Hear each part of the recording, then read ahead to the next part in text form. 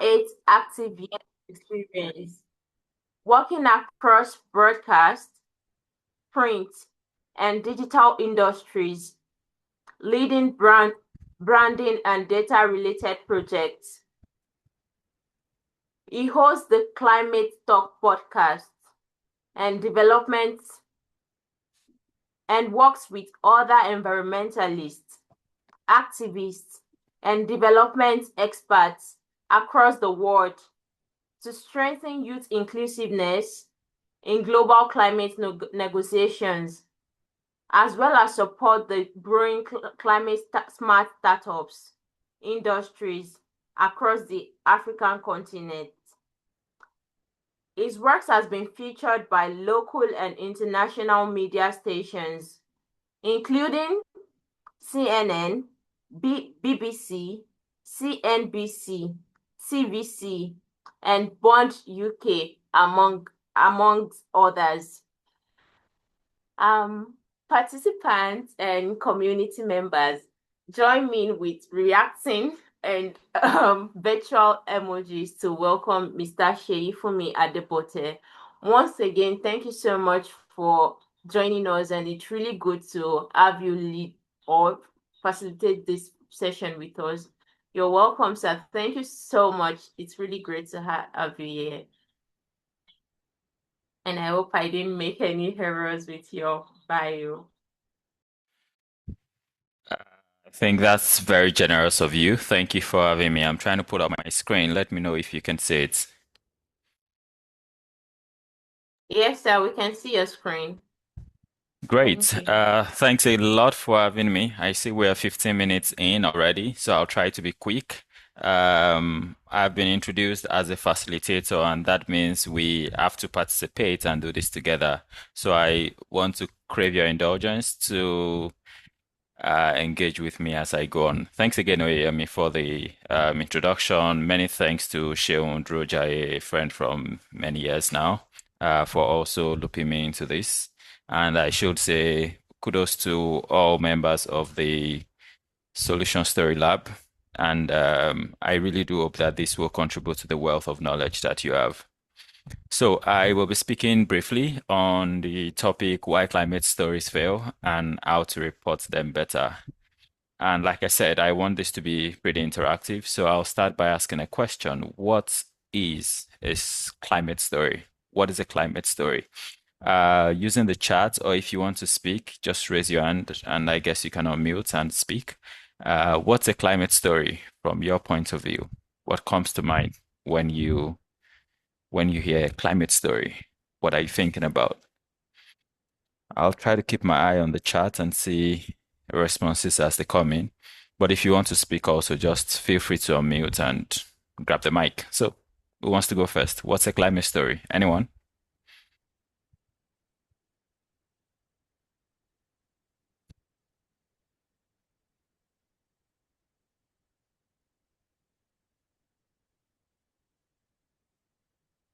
Anyone at all? Quite a quiet room. So sorry, they don't have permission to unmute. So if you want to speak, please indicate by raising your hand and I would unmute you so you have access to speak. Thank you. I see, I see. We could also use the chat, so feel free to use the chat function if you want to speak. I see Oyeyemi is raising a hand. Let's Yeah, thank you, sir. So simply put, a climate story is a report or a tale about how climate change or environmental, should I say environmental? I don't know. Let's just say environmental conditions affect people's lives, whether positively or negatively, how it intersects with our daily lives and in, got you. interactions like flooding, Got you. heat, Got you. humidity. Thank you. Got you there. It's a report that speaks about the interaction of human and our environment. Okay, who wants to go next? Bolade. Do we have two Oyeyemi on the call? Also feel free to use the chat. Like I said, just put in the chat. When you hear climate story, what comes to mind? Oyeyemi just share that it's a report. Who has any additional thoughts to share about what a climate story could be? If I can add my thoughts, for me, what comes to mind when I hear climate stories are the climate change crisis. So disaster, displacement, flooding, um, farmer herders clashes because of scarce resources, the Lake Chad body of water drying up. Those are things that come to mind. Got you. And how are these presented? If I could lean a bit on your thoughts there. That our planet is heating up and No, in what formats are these presented? News stories, very rage-baiting headlines and then policy jargons around we need to release global methane emissions, just stuff that you Got it. can't process. Yes. Got it. Thank you. The realities around us that makes the news and now the connection with climate policy. The last comment I will take will be from Dorcas, putting in the chat. She says a climate story is that which translates the complexity of environmental issues into a relatable experience in simple ways that allow people or allow even the common man to understand. And it can be through infographics, documentary videos, etc. Great. And that brings me to the first point I want to make. Going by the two comments we got, the first two comments, you talked about reports, you talked about news story. And yes, climate story can take different formats. One of it is, text-based, which is written formats like you shared with us just now. But beyond, let me see if I can dig out my notes while we speak. Let's see.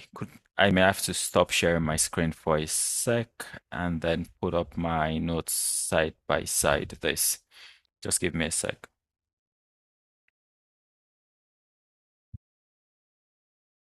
But yeah, beyond text-based stories and reports and policy notes, we also do have climate stories taking other forms. And it could be, like you said, a report, it could be some op-eds or opinion reports. It could be through stories, it could be through a blog post. This could be written format of telling climate stories. But away from that, it could also be presented through oral or audio formats. It's pretty difficult to share my screen and see my notes, and I wonder why so. If you want, you can share your slides with me and I can help present from here so that you can still access your notes from your side. I think that might be the way to go about it. I'll send you the link and then you can share the slides from your end. Okay,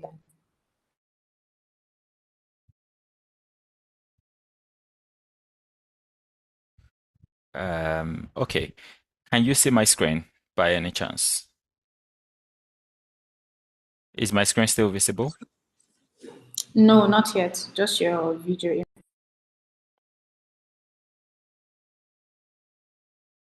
I'm really sorry for this, but like we agreed, I'll send you the link to this story and you can just share it from your end show.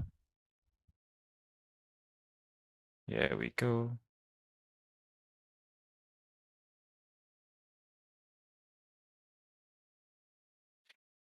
While we sort this out, I've given out the answer, so I was going to ask if you have more reflections about storytelling formats, climate storytelling, and what format it might take.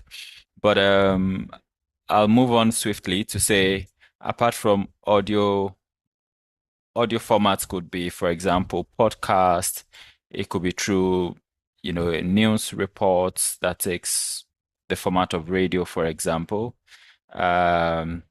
We also have visuals and multimedia formats. When you see, for example, threads, when you see LinkedIn posts, when you see personal reflections or pictures, videos, documentary like Doc has mentioned earlier, or other form of image-based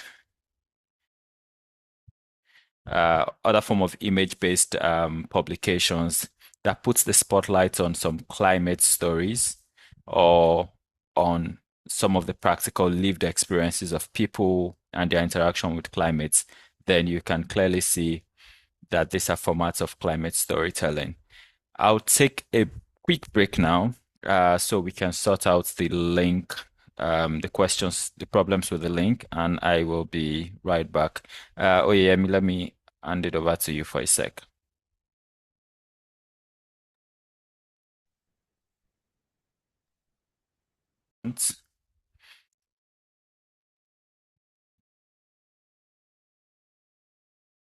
Great. So I was speaking earlier that climate stories take different formats.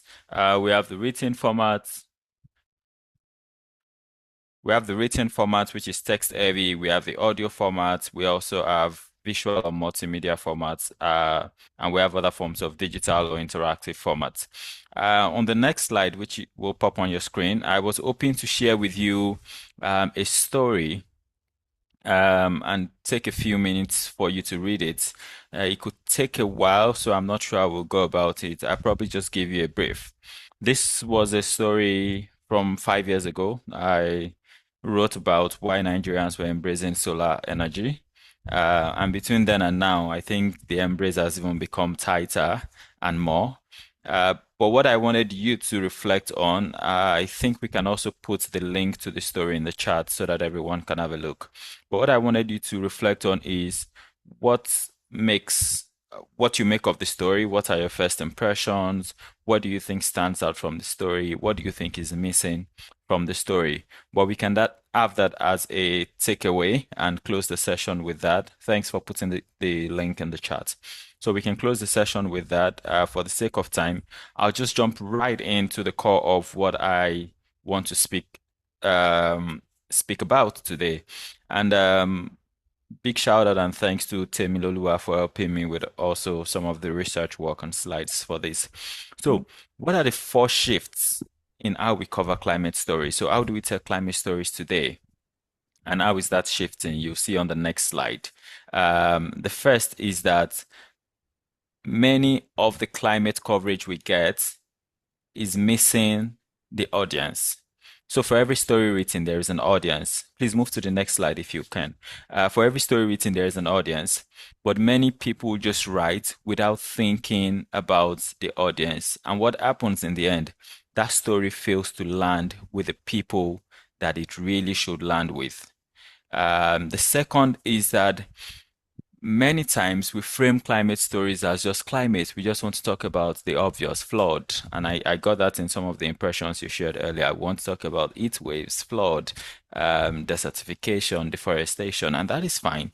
But we lose that human element in that story.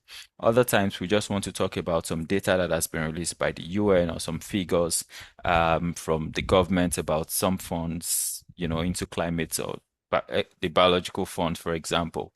So we won't talk about all of these figures that are out there, but we miss the point of how does this affect the layman out there? How can we tie this and tell it through the lens of humans, real human beings and their daily lives? The third shift that I think is good to keep in mind is what's a framework that helps us to get people to move, to make our stories move people. And I'll come back to something called the ELCHA framework, which I give credit to Linda Guada for sharing with me a few weeks ago during one of the trainings that I was a part of. And then I'll close with a little bit reflection on how to verify claims and to close some of the existing storytelling gaps that are out there. On the next slide, I have stated clearly that climate change does not have a data problem. Sometimes we think, oh, the problem in Nigeria particularly is we don't have the data to support climate action. We don't have the data to convince people about the problem of climate change.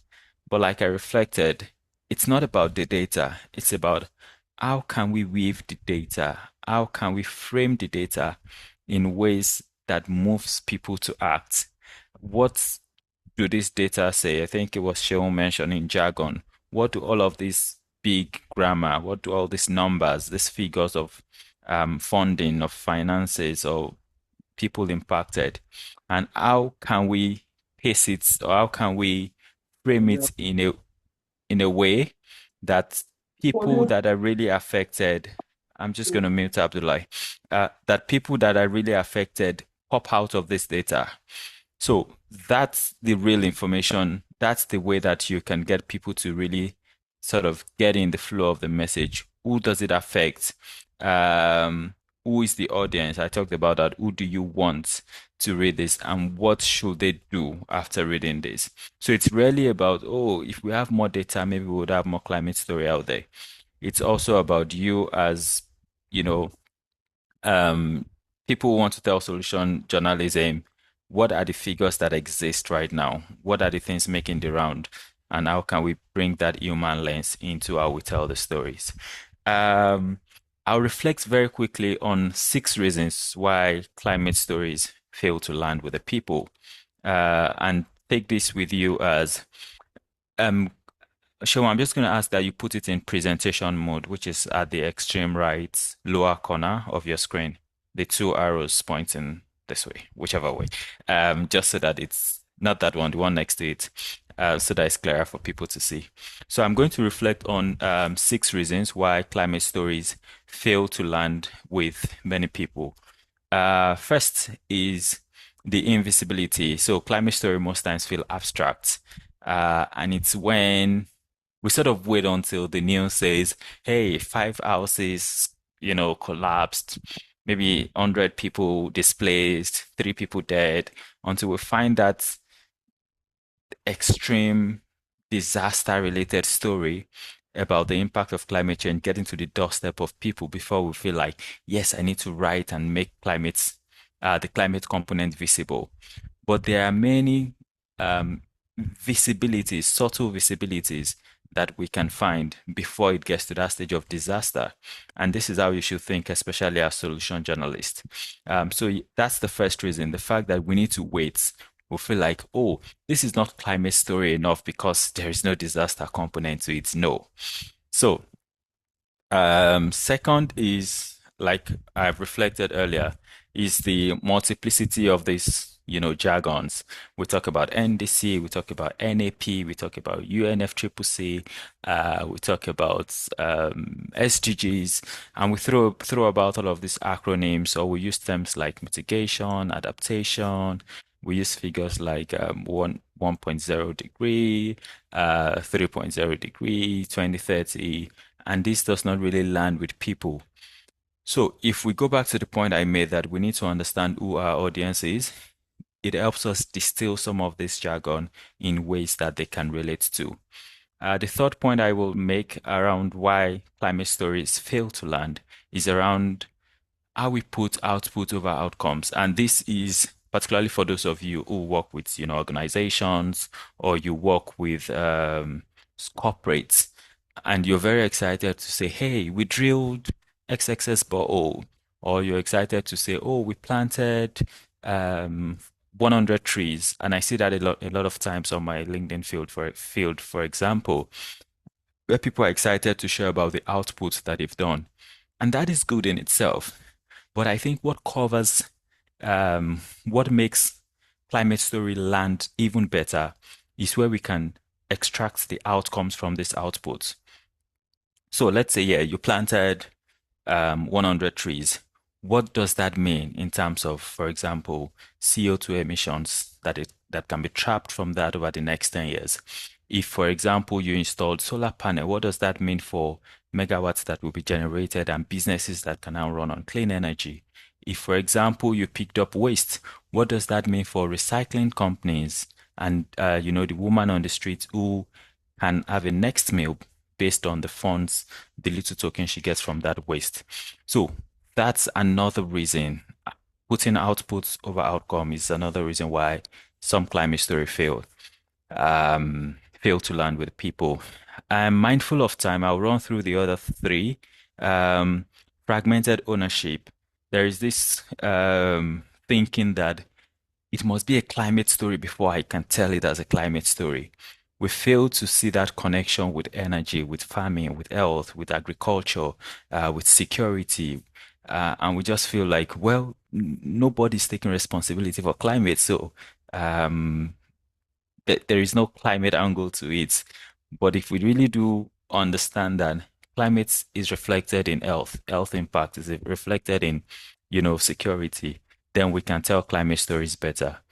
Then there is also this point of fear without agency. I'll reflect a little bit on that in subsequent slide where I talk about the door opening versus the door closing approach to climate storytelling. And the concept here is that related to the point I made earlier around invisibility, we don't have to wait until it becomes a doom and gloomy story before we begin to tell people the connection of our everyday reality and bring the climate topics into focus.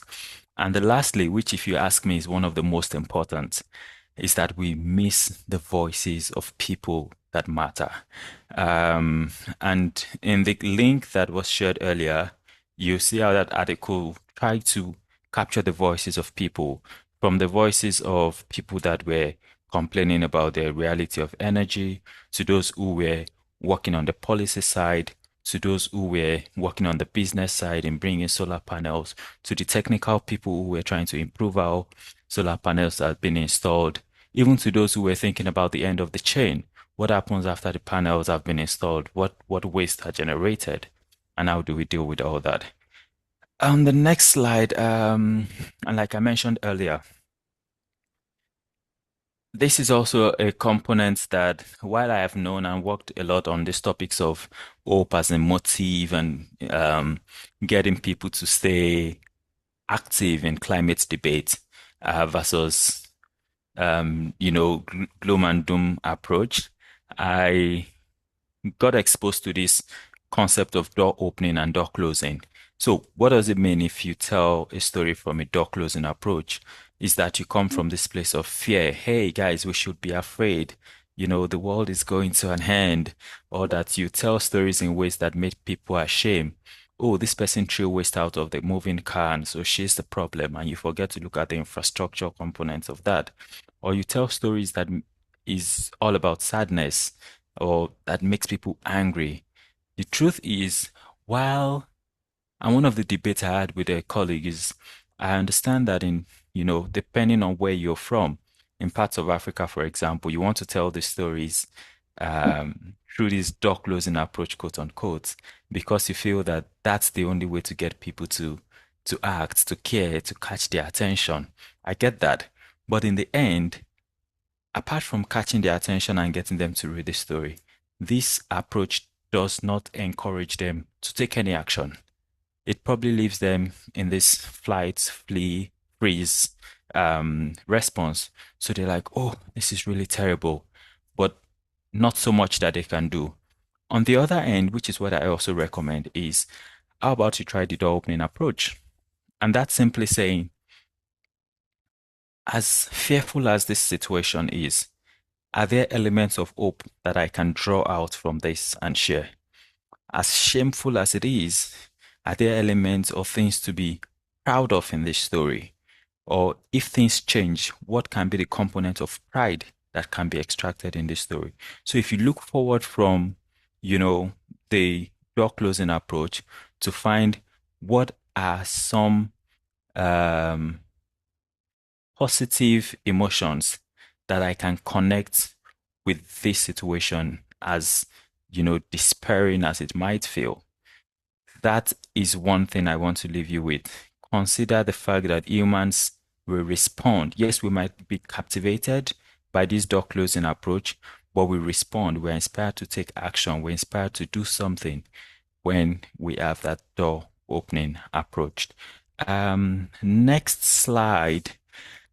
I probably will skip this because I've reflected on this a little bit.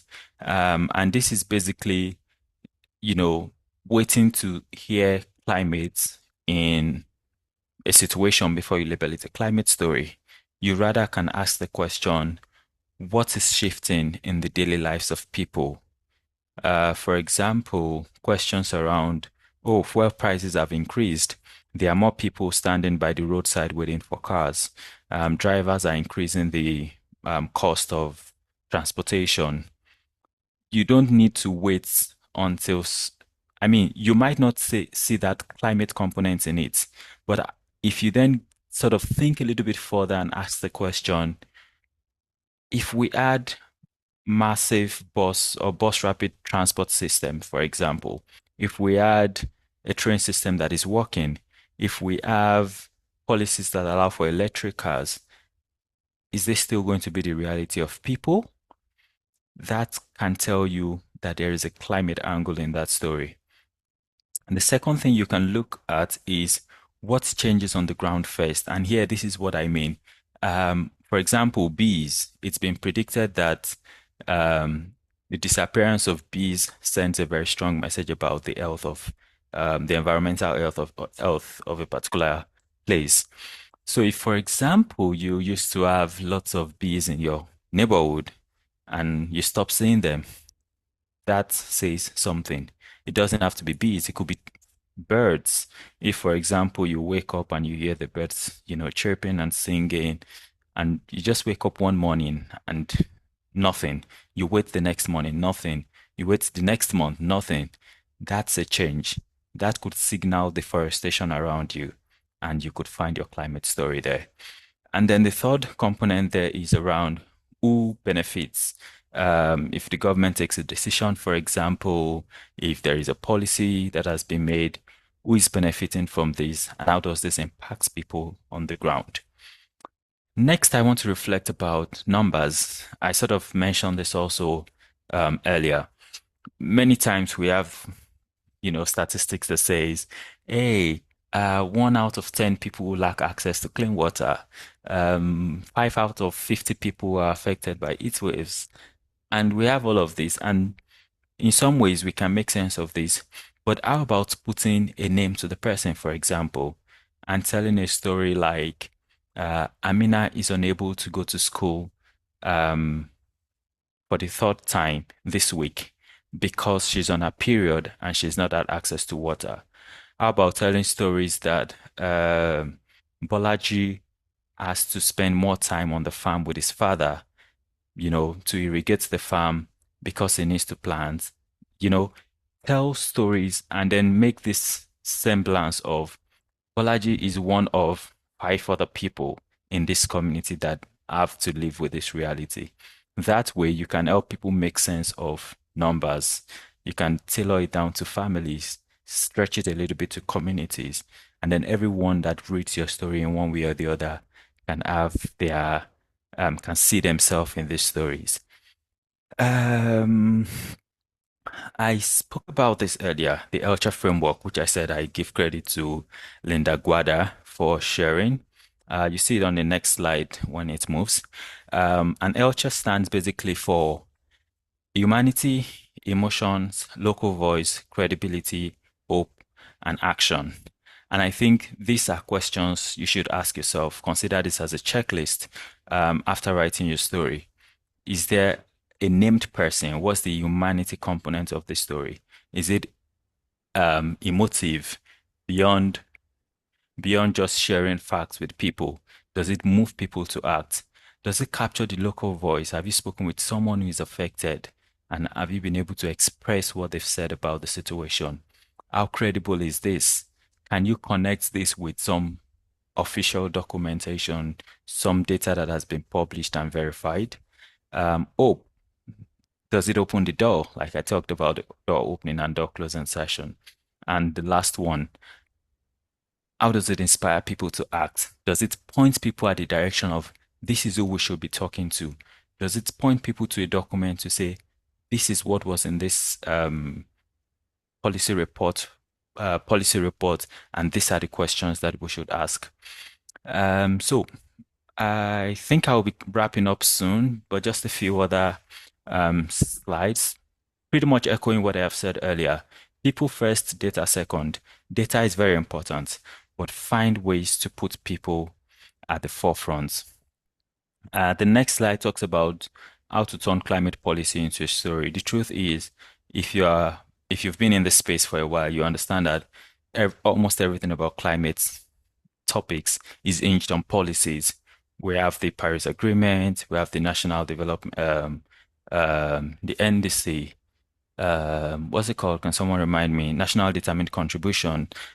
We have loss and damage. We have just transition. We have all of this, climate finance, carbon credits. We have all of these terms flowing all around the place.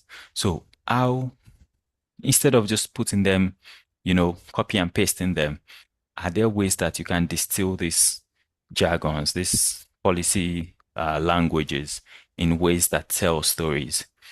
And then the next slide, whose story get told? I think the point I want to make with this slide basically is around the inequalities in stories that are told.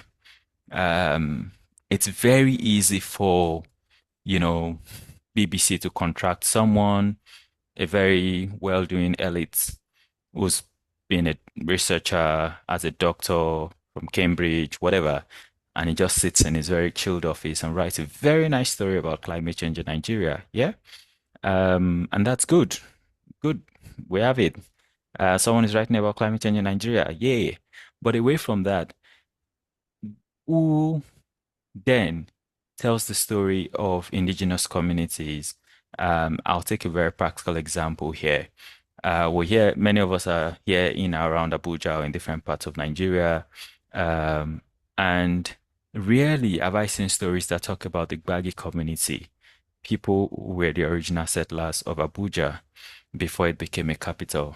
Rarely have I seen them make the news and talk about the indigenous knowledge. What did their forefathers, what were they doing? How were they coping with planting, with flooding, with replanting before Abuja became the city that it is today? So we lose components on this kind of knowledge if we do not think very, very deliberately about closing these gaps of indigenous knowledge. The second is around gender stories. And I know has been on the rise, more women telling their stories, more organizations trying to put the spotlight on women working with climate issues. So, yep, but it's also an opportunity for us to be a little bit more deliberate in, are there other gendered lens that we have looked away from? And the third point here is around vulnerability to resilience. How do we tell the stories of communities that are in some way or the other already fighting, already approaching, already facing the impact of climate change and navigating it one way or the other? So I'll close by saying that in stories we tell, we should refrain from this point of aid. Consider the example I said, one chilled guy commissioned by one big organization writing about how they are helping people. To move away from that to agency, giving people that power to say, we are the indigenous people. We've lived there. Our forefathers lived there. This is how they did it. This is how we're doing it now. And we think that this knowledge matters to people. I'll close with this. I'll close with a litmus test. But before that litmus test, I just want to give you these 6 bullet points for you to frame your climate stories. Yes, very recently it's been conversation around the heat waves in, Europe and the UK, and everyone is remembered that, oh, climate change is a thing. So they're writing about climate change, heat waves, climate change. In Nigeria, NIMET has given recurring predictions around flooding, what to do, urging some people to relocate if they can. And that has also helped some other people tie the connection with climate change. Oh, we are flooding because of climate change. Even though I have a very extreme opinion that flooding is not really, I mean, it is part of climate change, but it's more around our infrastructure problem. It's more around people building in waterways, but I wouldn't get into all of those today. The third bullet point here is around election manifesto. The elections are coming very close. A few months from now, we'll begin to see campaigns here and there. And you will see people who will be asked questions that, hey, what will you do about climate change? And they will make commitments. Maybe some of them will blatantly come out and say, climate change is like a church rat, or climate change is not our business. But others will come and make promises about, oh, climate change is a serious issue. I will take it serious when I'm voted in, blah, blah, blah. And it's our work as solution journalists to also to sort of take notes of this. What do people in power say before they get into office? And then when they get into office, they form a government. What are the commitments that they make? Second to the last is around international negotiations. COP31 is coming up in a few months, November, and they just finished the SB in Bonn, Germany, which is a build up to COP. And lots of these negotiations are taking place already. Countries are making different commitments here and there. Where does Nigeria, for example, fit into all of this? And then lastly is around budget line. Every year there is some tangible amounts that is allocated to, ecological fund, deforestation, desertification, but away from all of these main climate focused allocations, there are also funds that are allocated to infrastructures that also connect with climate change. There are funds that are allocated to human development or skill development or education. And all of this could also, in some way or the other, tie themselves nicely to climate change. My last point, I want to say thank you to everyone for joining and listening. And I want to encourage you also to go out there, write a story, through some of the things you've learned today. But then ask yourself this question, the litmus test. After writing the story, and like I put in, I think 5 slides before this, the ELCHA framework, ask yourself that question. Would I be comfortable if the story were told about me or my family? And if the answer is no, or if you're unsure, try to reframe the story in a way that gives people agency, in a way that is door opening, that puts the element of hope very clear. If the story is also too abstract, if it's fearful, if it lacks local voices, try to rewrite it in ways that capture all of those. And I do hope that your next story will be your next best climate story. Thank you. And back to you, Oyeyemi and Sheung.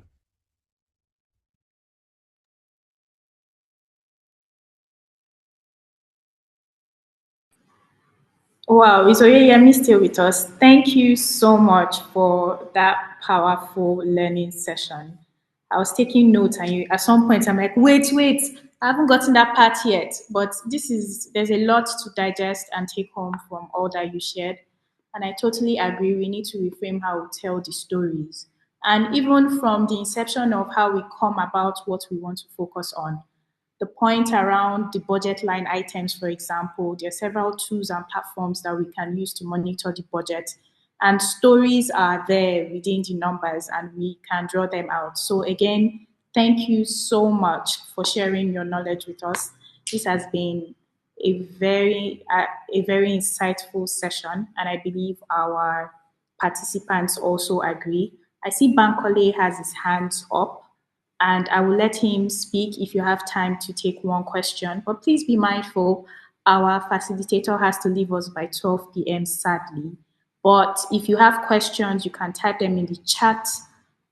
We will take the questions and share with him, and he can respond to us, and we'll share them in our WhatsApp community, in addition to the slides and a link to the recorded session afterwards. So, Bankole, go ahead and ask your question, and if we still have time to take other questions, we will.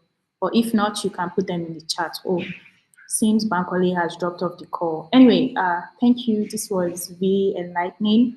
Thank you for your time. We appreciate you, and we will get across with questions from participants. We don't want to hold you too long. Hi, I'm here. Jesus. Oh, sorry, Bankole is here. Please, you have the floor. Right. Okay. Sorry. Can you hear me? Hello. Can you Yes, hear me? hear you. Okay.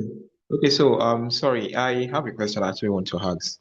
So, one of the things I've actually discovered when it comes to reporting on climate stories, I think most journalists tend to report on climate from the solution angle.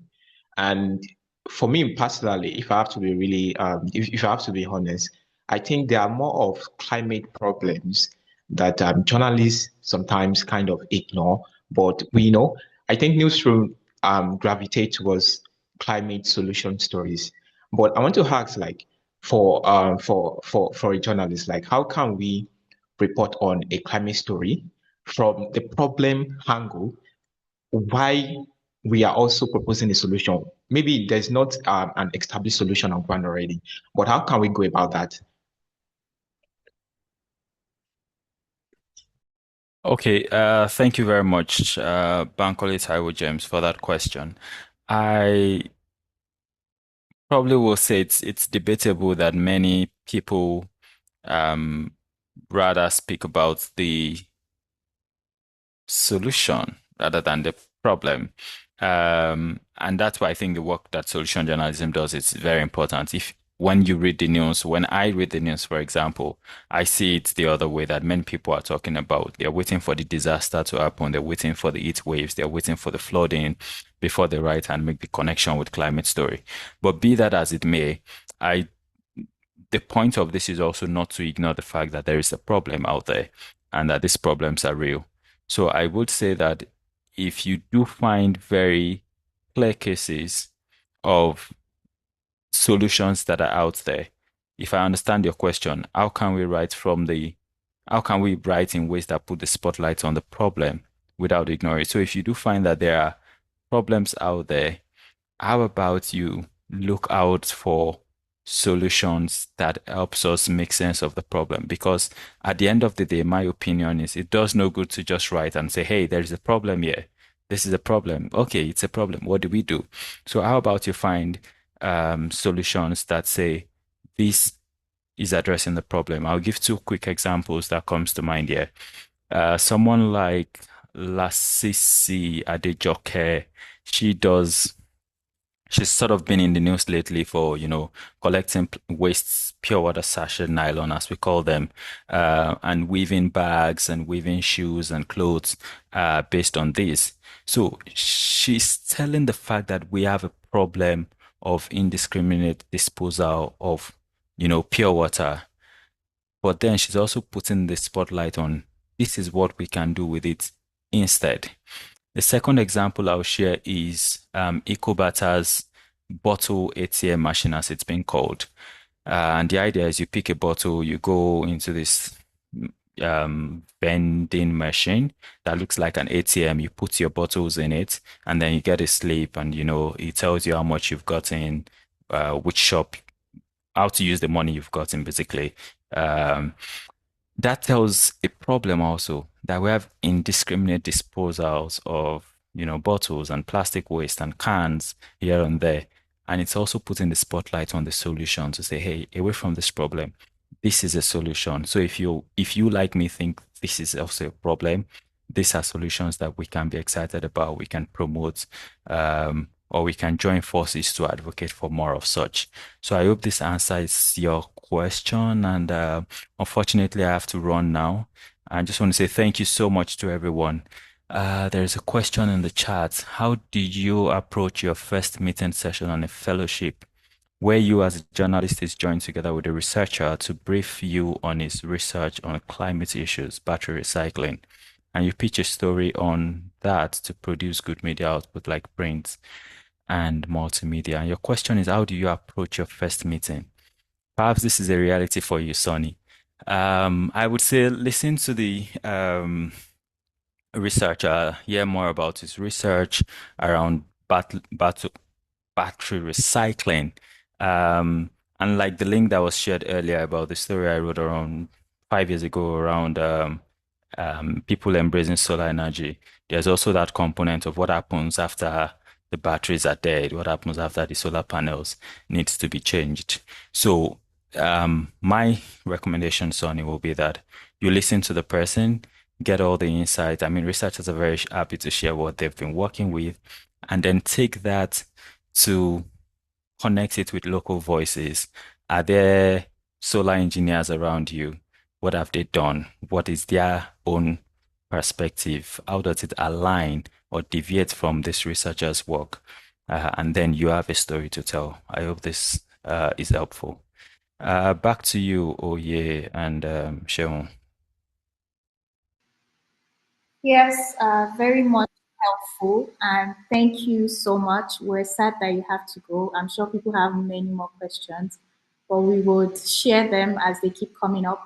Thank you so much for your time. This was such a great session. We hope that you enjoyed the rest of your day. And thank you again for joining. Um, I also wanted to add to the point you made to the to the first question asked by Bankole. So I also believe that that's the misconception with solutions journalism, right? Because there's solutions in front of the journalism, people are quick to say, oh, I must look for a response or I must look for a solution that is addressing this problem. That's the only time I'm doing solutions journalism. But a good social piece actually forces you to dig deeper into the problem to help people understand how it is manifesting in their locality and why the response is effective or not. Also remember that when the response or the solution is not working, it is still categorized or it still qualifies to be solutions journalism.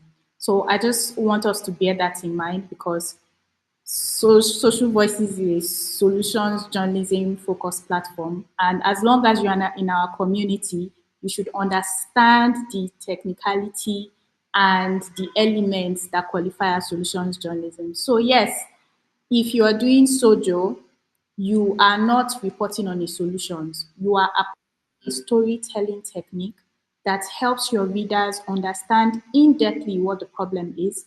You're providing context. So our facilitator mentioned earlier that when we're talking about climate change, in Europe and the UK, climate change is heat waves. Over 4,000 people have died in this year from heat exhaustion.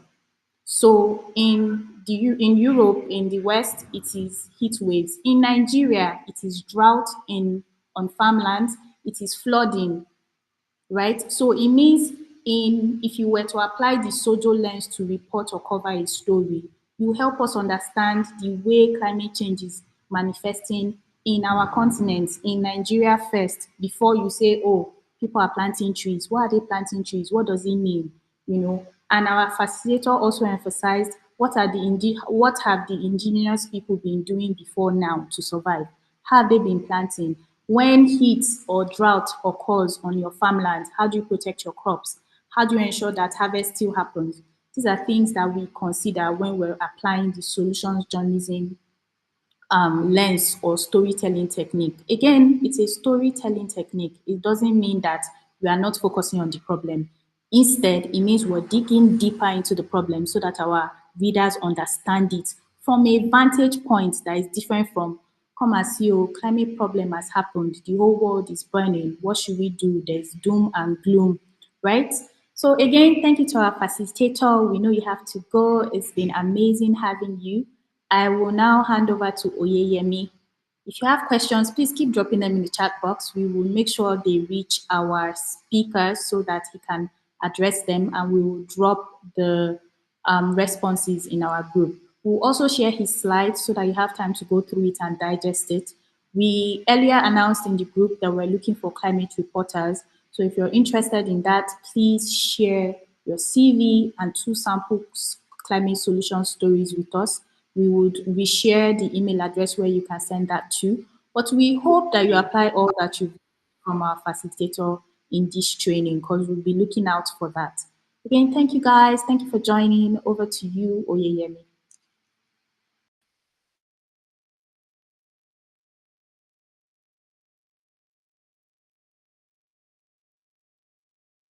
Oh yeah, are you with us? Hello. Yeah, can you hear me, please? Yes, we can hear you now. Yeah, sorry about that. I've been saying something. Yeah, thank you so much, Ma'am Sheung, and to our facilitator in absence. It's a wrap already. much for joining, and we look forward to seeing you next month. If there is any key takeaway you would like to share on our group chat, of course, you're welcome to do that. Yeah, and for some persons that joined that are not on our community, because there are some persons here that are not on our community group chat, we'll share the link to the form so that you could be able to join the community group chat if you are interested. And it's been a great day with you all. Thank you all so much. Like Mamsho mentioned, if you have any questions or further contributions, please let's head to the group chats and debate. All the materials will be shared there also. Thank you all so much.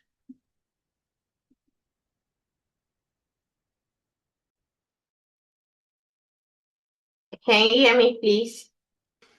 Yes, we can hear you. Thank you, Yemi. We can hear. Yeah. Thank you so much. So Yes, I if wanted you to want add. to wait behind, Yeah, I wanted to add that you said the people not in our community of storytellers, if they want to join or if they are interested, they should join. I don't think it's a matter of interest.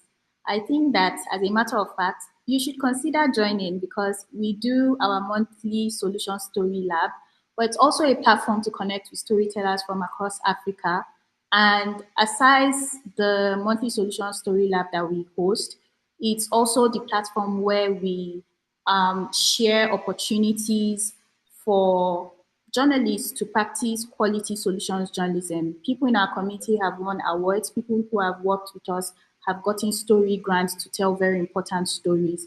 So, interested or not, consider joining because it benefits you as a storyteller. And it's just a great platform to be all together because we share free resources, we share opportunities, and other things. So come and join us. Where is the link? Please put it quickly in the chat so that they can start joining before we call it a day. Do you have the link? Oyeyemi, please put the community link so that they can quickly join. Yes, ma'am, Shin, I do. I dropped it already. All right, then we would communicate in the group. Everything happens in the group. So don't miss out. And we'll see you again next time. Thank you all for joining. Thank you for your time. Enjoy the rest of your day. And like our facilitator said, plan to tell the climate solution stories in the way that it should be told, because now more than ever, it's very important, right? So bye everyone. Have a good day.